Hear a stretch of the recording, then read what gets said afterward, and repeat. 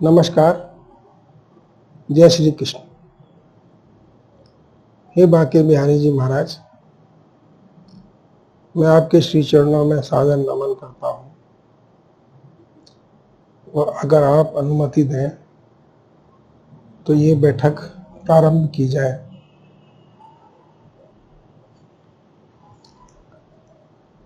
पिछले 2 एपिसोड में हमने चर्चा की थी ब्रह्म की, ब्रह्म बोध और ब्रह्म ज्ञान। लेकिन आज हम इसमें थोड़ा सा परिवर्तन लाना चाहते हैं। देखिए, ब्रह्म में ना तो स्पेस की कोई रेस्ट्रिक्शन है, ना टाइम का कोई वैल्यू है। ब्रह्म स्पेस और टाइम से परे है। ब्रह्म तक पहुंचना इतना सुगम नहीं है और हर किसी के लिए संभव नहीं। वास्तविकता है कि हम पृथ्वी लोक के प्राणी हैं। हम पृथ्वी पर खड़े हुए हैं। पृथ्वी ही हमारा घर है। तो हमारी चर्चा का जो केंद्र बिंदु है, ये हम पृथ्वी और पृथ्वी लोक के वासी ही होना चाहिए। ब्रह्म तो वो अवस्था है जब पालेंगे तो पृथ्वी पर लौट के आने की संभावना नहीं रहती। इसलिए अभी हम अपनी चर्चा को फोकस पृथ्वी पर ही करना चाहते हैं। हमारे श्री बांके बिहारी जी महाराज या प्रभु जी भी यही कहते हैं कि देखिए, मैं तो ब्रह्म हूं, मुझे कोई आवश्यकता नहीं है पृथ्वी पर आने की। लेकिन यहाँ के जो बाशिंदे हैं, पृथ्वी लोक के जो प्राणियां रहते हैं, उनके हितार्थ में पृथ्वी पर आता हूँ। विभिन्न मंदिरों में, तीर्थ स्थानों में विराजित हूँ, क्योंकि जब माया के प्रकोप से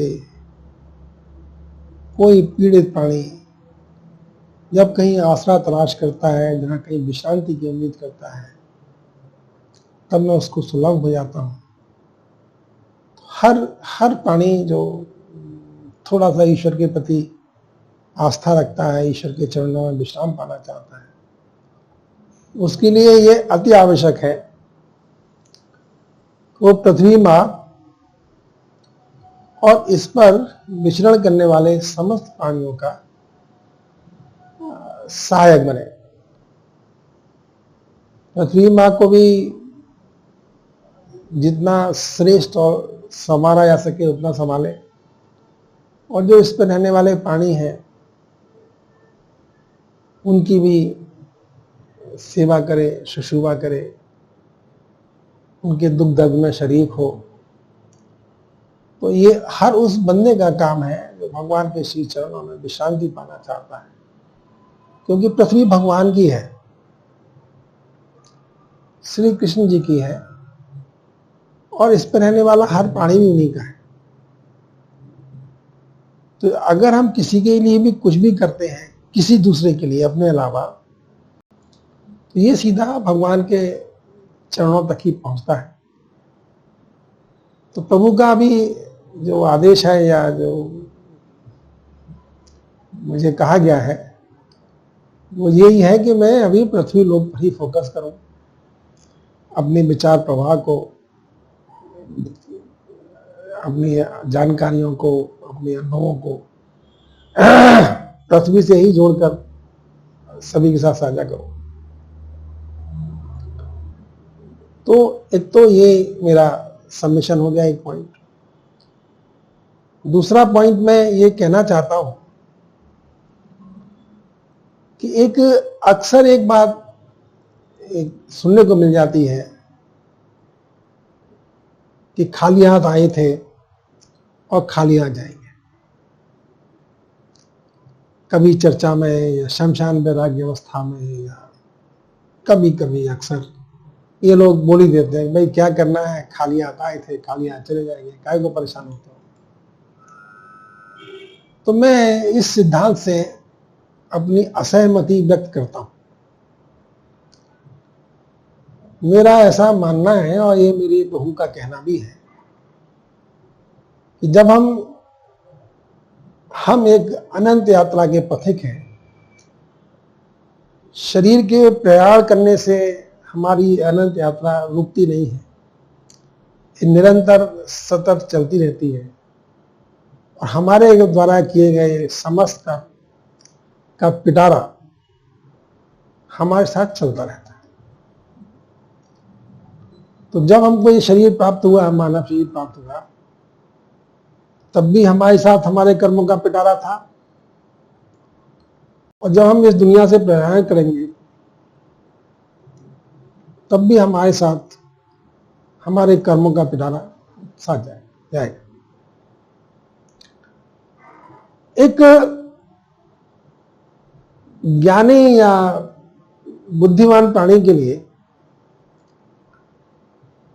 ये सोचने की विषय वस्तु हो सकती है कि क्या जरूरी है कि हम अपने साथ अपने कर्मों का पिटारा लेकर जाएं। तो भगवान श्री कृष्ण कहते हैं गीता में कि ऐसा कोई आवश्यक नहीं है। ये तो सच है कि बिना कर्म के कभी हम एक पल भी रह नहीं सकते। शरीर के पालन पोषण से लेके मन की भावनाओं तक हर समय हम कर्म में उलझे रहते हैं।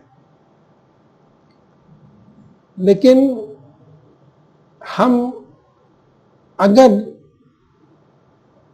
प्रभु के वचनों का पालन करें, उनके बताए हुए ज्ञान का अनुपालन करते हुए अपनी जीवन यात्रा को चलाएं, तो यह संभव है कि हमारे कर्मों का पिटारा हमारे जाते समय खाली हो। श्रीमद् भागवत में जब भरत की जो कथा आती है उसका आशय भी सिर्फ इतना सा ही है कि भाई हम कुछ भी ऐसा कर्म नहीं करना चाहते जिसका बोझा हम अपने साथ लेके इस संसार से बिताओ, इस शरीर को त्यागें। कुछ लोग इस धारणा से असहमति रख सकते हैं कि हम दोबारा जन्म होगा या नहीं होगा, लेकिन असहमति तो बहुत सी बातों पर की जा सकती है। असहमति का सवाल नहीं है। सवाल यह है कि क्या तार्किक ढंग से बौद्धिक स्तर पर क्या हम ये समझ पाते हैं कि नहीं कि हम एक अनवरत यात्रा के पथिक हैं। शरीर के छोड़ने से हमारी यात्रा बंद नहीं हो जाती, हमारी यात्रा तो चलती रहती है। तो ये एक तर्कपूर्ण तरीके से श्रीमद् भगवद गीता में प्रभु ने समझाया है और हर समझदार प्राणी को ये समझ में आ जाएगा कि हम जन्म जन्मांतर तक चलते रहते हैं अपने कर्मों का पिटारा, अपने बोझा अपने सिर पर लेते हुए, और जैसे कर्म होते हैं वैसे हमको फल मिलते रहते हैं, क्योंकि हर कर्म का एक फल होता है जो हम भोगना ही है, अच्छे का अच्छा, बुरे का बुरा। तो दूसरी बात मैं ये कहना चाहता हूं कि ये जो कहावत है, ये किंवदंती है कि खालियां खाए थे खालियां जाएंगे, ये सार्थक नहीं है। हम अपने कर्मों के साथ, कर्मों के फल के साथ इस दुनिया में प्रवेश किए थे और जाते समय भी हमारे कर्मों का पिटारा हमारे साथ में होगा। इसलिए बेहतर यह है कि जब तक हमारे पास ये शरीर है हम इसको श्रेष्ठतम कर्मों में इस्तेमाल करें, यूज करें और वो विधि अपनाएं जिससे कि हम कर्मों के फल से मुक्ति प्राप्त कर सकें। तो सनातन धर्म की जो एक व्यवस्था है मुक्ति, वो हमको यही समझाती है कि इस जीवन में ये संभव है कि हम ये मुक्ति प्राप्त कर सकें। एक बात मैं यहाँ कहना चाहूंगा कि सनातन धर्म के अनेक ग्रंथ हैं, बहुत कुछ है, लेकिन सभी जनमानस के लिए तो सबको ना समझना आवश्यक है, ना पढ़ना जरूर पढ़ सकते हैं, ना जान सकते हैं। कितना भी अध्ययन कर लीजिए, आप पढ़ ही नहीं पाएंगे। तो कोई भी ज्ञान पुस्तकों तक तो सीमित रह सकता है, लेकिन मानस पटल में स्थिर हो जाना, व्यवहार में उतर जाना आसान नहीं होता है। आप किसी भी पुस्तकालय में घुस जाइए, आपको किताबों के बड़े से बड़े रैक दिखाई दे जाएंगे, बहुत सी किताबें दिखाई देंगी, बुक्स दिखाई देंगी। तो उन ज्ञान का किताबों में रहने से नाम कोई मतलब नहीं होता। जब तक ज्ञान हम अपने जीवन में ना उतार पाए, ना समझ पाए, तब तक ज्ञान किताबों में बंद ही रहता। तो हमारा मतलब यह है कि हम अपने कर्मों पे यथोचित नजर रखते हुए श्रेष्ठतम कर्म करने की तरफ आगे बढ़ें। ये मेरा दूसरा निवेदन है, पॉइंट है जो मैं समझ पाया हूं। तीसरा एक बहुत पुरानी बात है जो किसी समय मुझे बड़ी अच्छी लगती थी। एक पाश्चात्य विद्वान ने कहा कि जब मैं बच्चा था तो मुझे सब आता था, मैं बहुत ज्ञानी था, सबको कहता था, पिताजी से कहता था आपको ये नहीं आता, आपको ये नहीं आता, मुझे सब आता था। धीरे धीरे करके मैं बड़ा हुआ, ज्ञान की थोड़ी सी किताबें पढ़ने का मौका मिलता चला गया, और तब मुझे समझ में आने लगा कि मुझे तो यार ये भी नहीं आता, मुझे तो ये भी नहीं आता, मुझे तो ये भी नहीं आता। और बड़ा होता चला गया तो ऐसी चीजें जो मुझे नहीं आती थी वो बहुत बढ़ती चली गई। इधर नजर डालता, अरे मुझे तो ये आता ही नहीं, अरे मैंने तो सीखा ही नहीं, अरे मैं तो ज्ञान जानता ही नहीं। अब वो विद्वान दार्शनिक महोदय कहते हैं कि आज जब मैं मृत्यु सैया पर लेटा हुआ हूं तो मुझे लगता है मुझे तो कुछ नहीं आता, मैंने कुछ सीखा ही नहीं, जीवन ऐसे चला गया। तो ये उनकी जो 3-4 लाइन के स्टेटमेंट थे, ये बड़े आकर्षित करते हैं, ज्ञान की महिमा का बखान भी करते हैं, और हमको ये भी बताते हैं कि ज्ञान तो अथाह है, अनंत है, इसको हम कभी जान नहीं सकते। कितना जानेंगे, क्या जानेंगे। तब यहां पर मेरे गुरुदेव और मेरे प्रभु का एक संवाद मुझे याद आता है। और उन्होंने कहा था कि जिस दिन तुम मुझे जान जाओगे उस दिन तुम्हें किसी ज्ञान की आवश्यकता नहीं रहेगी। मुझे जानने का जो अभिप्राय था,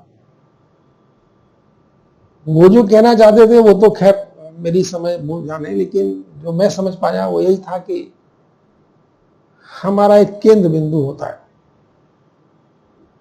केंद्र बिंदु जब तक हम पढ़ते थे क्लास में, पढ़ाई में, कि एक मिरर होते हैं, कॉनकेव मिरर। कॉनकेव मिरर की हम फोकल पॉइंट निकालना करते थे। वो कॉनकेव मिरर को इस तरह फोल्ड होते हैं, और जब उसमें लाइट की किरणें गिरती हैं तो वो रिफ्लेक्ट होके वापस चली आती, और वो किरणें कभी वापस नहीं आती। किसी भी प्रकाश बिंदु से जब किरणें उस पर गिरती हैं तो वो रिफ्लेक्ट हो जाती हैं, चली जाती हैं, और वो किरणें कभी वापस मिलती नहीं है आपस में, नेवर मीट। तो हमें जो समझाया गया है, जो पढ़ाया गया था कि भाई किरण जो एक्स्ट्रापोलेट करिए, जो किरणें कॉनकेव मिरर से रिफ्लेक्ट हो रही हैं, उन किरणों को आप स्लोली पीछे ले जाइए, उनको आज पीछे बढ़ाइए, और जहां पर दोनों किरणें जिस पॉइंट पर मिल जाएंगी वो पॉइंट उस कॉनकेव मिरर का फोकल पॉइंट होगा। कुछ इस तरह से हमारे साथ भी होता है। ज्ञान की अनंत किरणें हमारे ऊपर गिरती हैं और वो रिफ्लेक्ट होकर फिर अनंत में चली जाती हैं जहां से आई हैं। और हम कभी उनको नाप नहीं सकते, उनको फोकल पॉइंट को, अपने फोकल पॉइंट को देख नहीं सकते। तो उसके लिए जब जब हम अपनी एक्सट्रापोलेट करें लाइंस को और स्लोली अंदर ले जाए, अंदर ले जाए, तो हमें महसूस होगा कि हमारे अंदर भी एक केंद्र बिंदु है। उस केंद्र बिंदु को जानना, समझना और देख पाना, ये भी आध्यात्मिक साधना का, योग साधना का एक पहलू है। और केंद्र बिंदु ही एक ऐसी जगह है जहां पर हम स्थिर हो सकते हैं, शांत रह सकते हैं, और जो सदा सच है। जिस शब्द को हम आत्मा बोलते हैं, कुछ भी बोलते हैं, तो वो केंद्र बिंदु है। उस केंद्र बिंदु को समझ लेना, देखना, पहुंचना उस केंद्र बिंदु तक, ये एक हमारी साधना के अंग है जो हमें करने हैं। तो जब कोई प्राणी अनंत ज्ञान की चेष्टा करोगे पाने की, तो अनंत में ही भटकोगे। अनंत अनंत है, कुछ भी डाल दो, कुछ भी पालो, अनंत ही रहता है। इसलिए जब हम बहिर्मुखी होकर के ज्ञान की खोज तलाश करते हैं, तो हम कभी ज्ञान की था नहीं पा सकते, हम कुछ भी क्यों ना कर लें।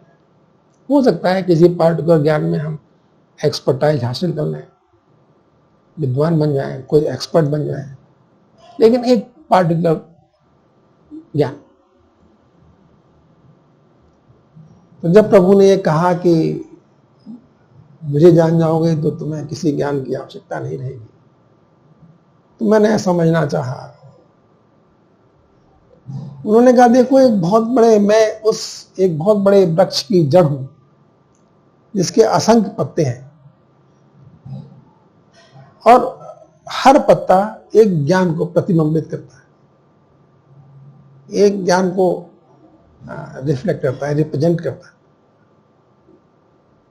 कोई कितना भी बड़ा फिलोसोफर हो, एक्सपर्ट हो, वो सिर्फ उतनी ही दूरी नाप सकता है जितनी उस पत्ते की जगह है। उसके अलावा वो आग और पत्तों के बारे में नहीं जानता। लेकिन जब कोई प्राणी मुझ जड़ को जान जाता है, उस पेड़ की जड़ जो मैं हूं, सभी ज्ञान मुझसे ही निकलते हैं। तो जब कोई प्राणी मुझ तक पहुंच जाता है, तब फिर उसे किसी ज्ञान की आवश्यकता नहीं होती। तो आज मैं उन जो दार्शनिक महोदय थे, पाश्चात्य दार्शनिक महोदय,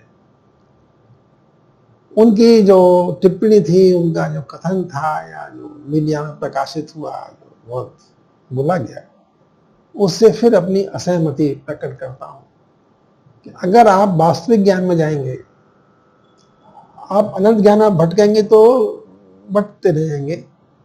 लेकिन अगर आप ज्ञान की उचित दिशा पकड़कर उस ज्ञान की तरफ आगे बढ़ेंगे, तो आप निरंतर एक ऐसी जगह, अनंत एक जगह पहुंच जाएंगे जहां आपको सब ज्ञान सिद्ध महसूस होंगे। आप हर ज्ञानी के, आपको हर ज्ञान ऐसा लगेगा जैसे आपको आता है, आप ज्ञानी हैं, आपको किसी और ज्ञान की आवश्यकता नहीं। इन 3 पॉइंट के बाद मेरा चौथा सबमिशन ये है कि हमारे मन में विचारों का एक अनवरत प्रवाह हर समय चलता रहता है। ये जो विचार प्रवाह है, इसी से हमें सुख मिलते हैं, इसी से हम दुख की अनुभूति करते हैं। सब तरह के प्राणियों की संवेदनाएं, सुख दुख और जो कुछ भी आप बोलेंगे, वो इन मन में भटकते हुए विचारों का ही खेल है। और मुझे बताया गया, या जो समझ पाया हूं, कि जो मन के में विचरण कर रहे विचार हैं, ये विद्युत चुंबकीय तरंगे हैं जो निरंतर उत्सर्जित भी हो रही हैं, आ भी रही हैं, जा भी रही हैं, चलती रही हैं। और कभी कभी जब आपको ये बहुत परेशान करने लग जाए, तो आप अपना ध्यान पृथ्वी की तरफ ले जाएं। पृथ्वी पृथ्वी माँ है, हमारी जननी है। हम जो कुछ भी है इस पृथ्वी की वजह से है। हमारी सभी उद्दंडताओं को ये बर्दाश्त करती है, हमारी गंदगी को भी ये ढोती है। पृथ्वी माँ है। और जब आप अपने विचार प्रभाव में कभी परेशानी का बोध कर रहे हो, तो अगर आप पृथ्वी की तरफ देखेंगे, उसका स्मरण करेंगे, उसका ध्यान करेंगे, उस पर हाथ रखेंगे, तो आपकी जो भटकन है विचारों की, उनमें कुछ विश्रांति तो मिलेगी। मैं ऐसा करता हूं कभी कभी, और ये मेरा अनुभव है। इतना चर्चा करने के बाद अब मैं प्रभु जी से आज्ञा चाहता हूं कि बिहार जी की बैठक को यहाँ पर का समापन किया जाए। जय श्री कृष्ण।